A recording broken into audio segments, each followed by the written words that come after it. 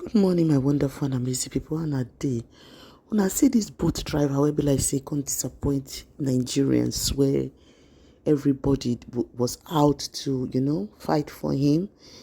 A lot of people have their own various opinions about this whole, the way he acted, the way he betrayed Nigerians, the way he betrayed himself, betrayed his destiny, betrayed his children, his generation destiny, betrayed VDM above all.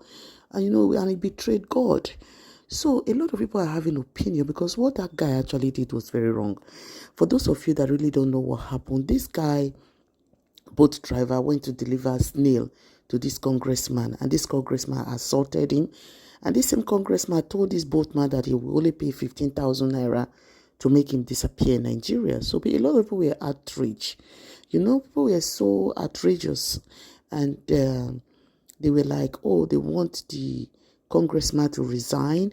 They want the congressman to do this. They want the congressman to be prosecuted, because the congressman even went as far as telling the boat driver to tell the IG to come here. So people were very upset that the congressman was disrespectful to the office of the IG. So a lot of things happened. And the guy, he beat the guy up, assaulted the guy, and the guy said he had chest pain, chest discomfort. So people will say he has to treat the guy, he has to take him to the hospital, and so on. So everybody have their various opinion and analysis. I want you all to listen to Lawyer Emeka in Maryland, Washington, Maryland, his own version, his own opinion, what he has to say on this issue. Just listen to him, please. Just to have a little discussion on an important topic which has come up recently. And that topic is the apology of the Uber driver, the Bolt driver, who had a problem with the house rep in Abuja.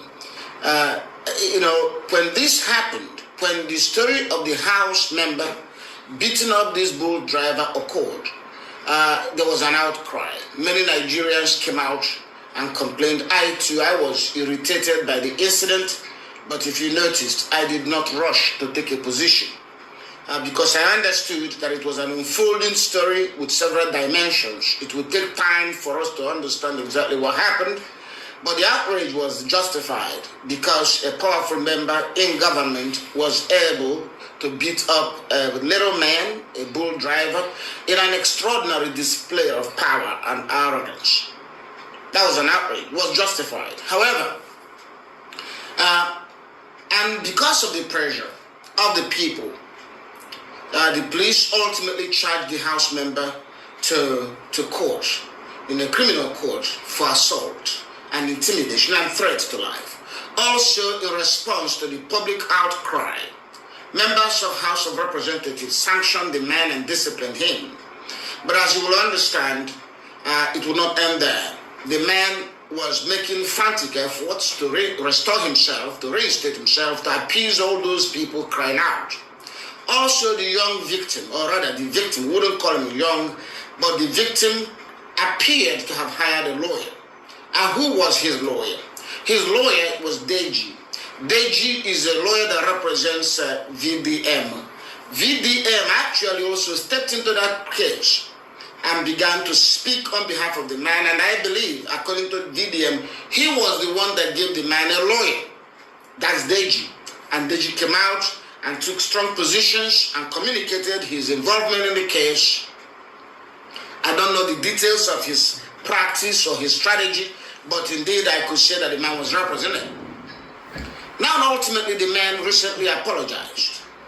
And when he apologized, apparently, Deji, his lawyer, did not like that. So Deji publicly withdrew from representing the guy. That was extraordinary. You don't publicly withdraw from representing a person unless you were also litigating in the public. The idea of publicly withdrawing and saying you were doing it in order to protect the integrity of the profession, that was very strange, very, very strange, and suggestive of something actually wrong. The fact is this.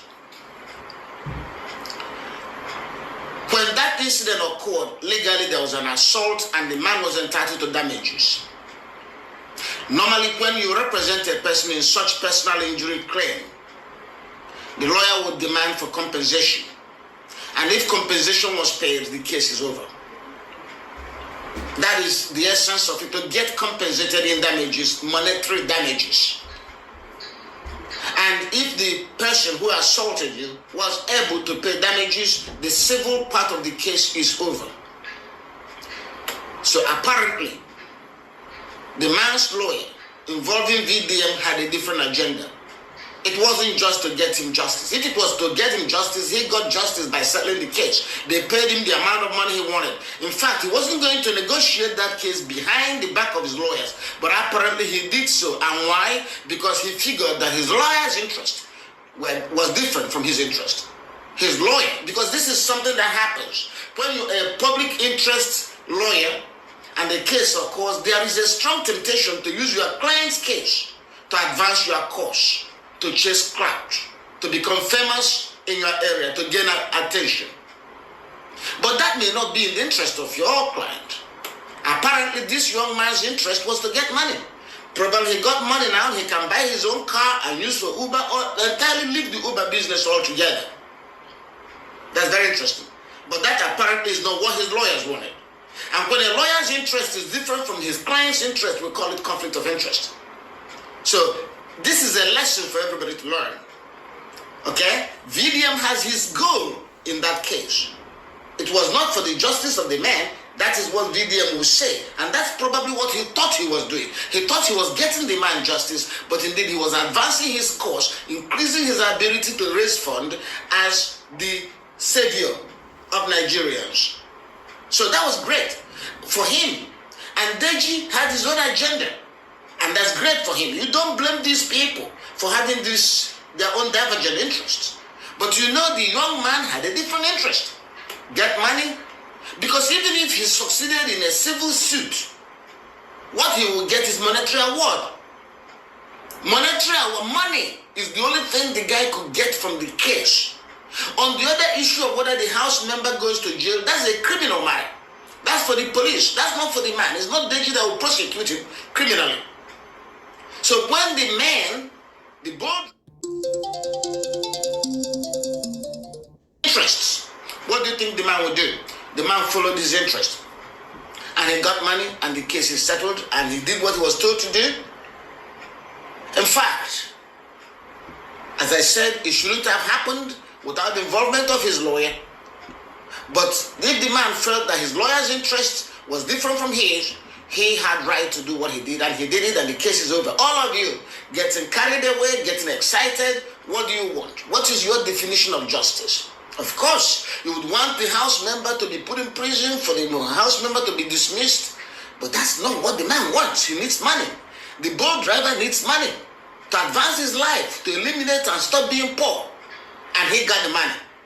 I don't know exactly the figure, but they might have given him 5 million. They might have given him 10 million. And if that guy got 10 million, he'll be foolish to refuse his 10 million in order to please you. He got his 10 million, he can move on with his life. While you continue your fight for justice and fight for Nigeria and fight for all these things, that's interesting. So please contain your sentiments and emotion. That case is over. It was resolved very brilliantly by the House members' lawyers. Don't forget there are lawyers on both sides. And these lawyers were advancing their cause. The House member paid his lawyers well, and his lawyers took the man to a corner and spoke to him and said, hey man, what do you want? Do you want to be a martyr? Do you want to be a savior of the nation and poor? Or do you want to take money and move on with your life? After all, that's all you've got. And by the way, if you settle now, you can keep all the money. But if you try to settle through your lawyer is going to get a cut of it. So be careful. Also, Deji said he did the case pro bono. It's very interesting when you do a case pro bono. Because on the surface, you suggest you're helping a person, but it might very well be helping yourself. So, lawyers who engage in pro bono services are also very thoroughly scrutinized as to their motives. That was what happened. And when the young man was thanking people who helped him to resolve the case, he did not mention VDM, he did not mention Deji on the list of those who helped him. And what does that tell you? That tells you that he disagreed with them, and there was a major disagreement causing him to abandon them and pursue his own interest by himself, for himself. That's life. Learn a lesson now. the boat driver who apologized. Many people are reacting wrongly. Many were saying, oh, he was bribed. No, don't see it that way. First and foremost, you have to ask yourself in each case, what is the justice of this case? You have to always be sure that you understand the justice of this case. We know this because in our world, when people come to me and complain, oh, he did this, he did this, he did this, I will say, what is your definition of justice? What will be just to you if we do it? Because what I consider justice may not be what she considers justice. For instance, her husband is about to marry another woman. She comes to me, and in my mind I'm saying, oh wow, how can he do this? This marriage should end, it's over. That may not be what she wants. That may not be what he wants. She wants something else. She may say, no, he can be with his girlfriend. I don't want her in our house. I just want to make sure that I stay in my house. So that is what she wants. She doesn't want divorce. Okay, so you must always make sure you understand what the victim considers just. It is the victim that determines what is justice for her. It's not you, the outsider. Okay? Because what you consider justice may not be what you consider justice. Now, you see this boat driver who was assaulted by a member of the House of Representatives. What do you think is his sense of justice? Because all of you clamored, you want the House member to be punished, you want him to go to prison, you want him to be removed from the House, you want all bad men in Nigeria to be this. That's your definition of justice. That may not be this man's definition of justice. The guy, a boat driver, is a poor, struggling guy. He's probably not the owner of the car he's driving. So if he could get his own car, he's all right. If he could get 10 million in his pocket, 15 million in his pocket, that's okay. That's his definition of justice. And by the way, when somebody wrongs you and you sue the person in court, what you are looking for is actually damages, monetary damages. If you succeed, you get money. So the goal of this young man, in any direction you look, is to get money. That is what the law says will be justice in his case. So, if he gets the money sooner, instead of staying in court and trying this case for the next 6 years, the congressman, that is the member of the House of Representatives, comes to him and says, hey, my friend, listen, this thing has gotten out of hand. I'm sorry I hurt you, but now you're going to help me. You're going to save my career. You're going to apologize to me. But I'm going to give you money. If you don't apologize, I give you 5 million. If you apologize, I give you 10 million. Because I'm interested in restoring my reputation. So I want you to apologize to me and say, I should forgive you for provoking me. That's what I want. And I'll give you money. I'm not forcing you. It's up to you. You either go to court, we stay in court for the next 6 years, arguing this case, and at the end of it, the court will award you maybe 10 million. However, that 10 million the court is going to give you in 6 years, I'm going to give it to you right now. If you apologize to me, so you can save my reputation. Because when you apologize, people will stop thinking that I'm the bad guy. So what do you want? You want to please those Nigerians on social media? They'll call you their hero, but you remain poor. Or you want to just walk away with your money and apologize. And the guy considers it.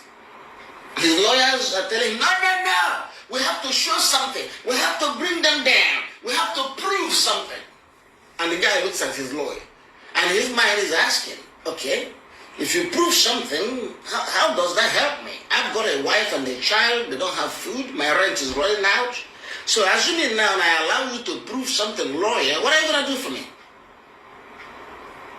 So this boat driver, being a reasonable person, he used his tongue to count his teeth, and he decided which side his bread was buttered on.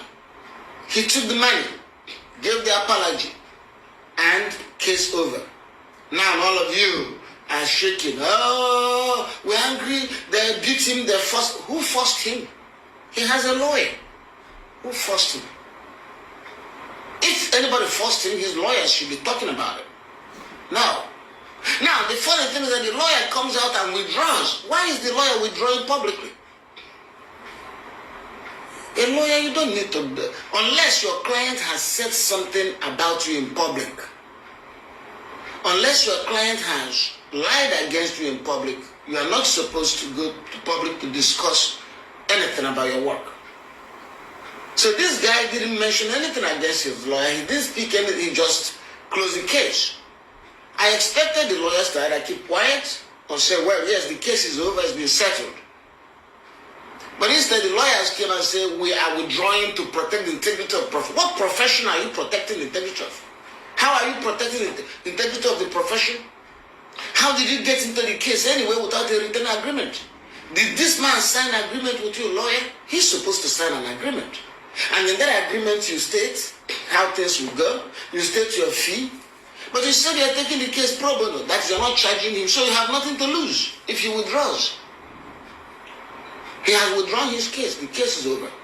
So for the lawyer to be talking the way he's talking, making an announcement, it betrays the lawyer's intent. The lawyer is not representing the man. The lawyer is representing himself. The lawyer wants to be popular, to be known, to be the fighter, the liberator of the oppressed. They were fantastic. That's his public image. He's using the case to push. And when the case was no longer pushing the public image, the lawyer felt offended and he had to go and explain himself. And nonsense. It doesn't work that way.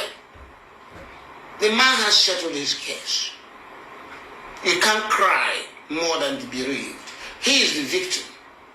He was the man slapped. So if he decides to forgive, decides to settle, if he decides to apologize, let it be. You gotta be wise, you gotta be smart. Because if they call you now in court and say, come and testify what happened, you don't know what happened. Only that guy and the man knew what happened. And the man says he's no longer interested in the case. And you are crying. What is your bloody business? Can you mind your business now, guys? Okay? He settled. All we needed to make sure, and they did, you helped him. The cry of the public was the reason they offered him money. If people did not cry, they wouldn't have given him any money. Then the police would have arrested him. So you've done this guy a great, you've done for him everything you can possibly do for him. You created the atmosphere, the psychological pressure, which forced the police to charge the man to court, which forced the House of Representatives to sanction the man, which forced the man to offer substantial settlement amounts to the victim. What else do you want? So that means you don't understand the law. Okay? If you are upset, that means you don't understand it. I think we're running out of battery power. Oh my goodness. Are we? Okay, hold on guys. I'm going to get this thing sorted out now. Okay, yes. Well, we are running out of battery power. But I think I'm going to get it sorted out now. Okay. All right. Okay, here we are. We're not doing badly at all. We're not doing badly at all. Okay. Good. So, what is your business? Yes. Hello, Lizzie. How are you? Okay. And hello, Vicky. How are you? I can see you guys saying hello to me. So, but I don't know if you understand my point. You gotta think. You gotta really take life very seriously because a whole lot of nonsense is going on social media and people have stopped thinking. People have stopped thinking. Many of you have stopped thinking. And my work, if you come to my DPA this thing, my work is to help you. Hold on.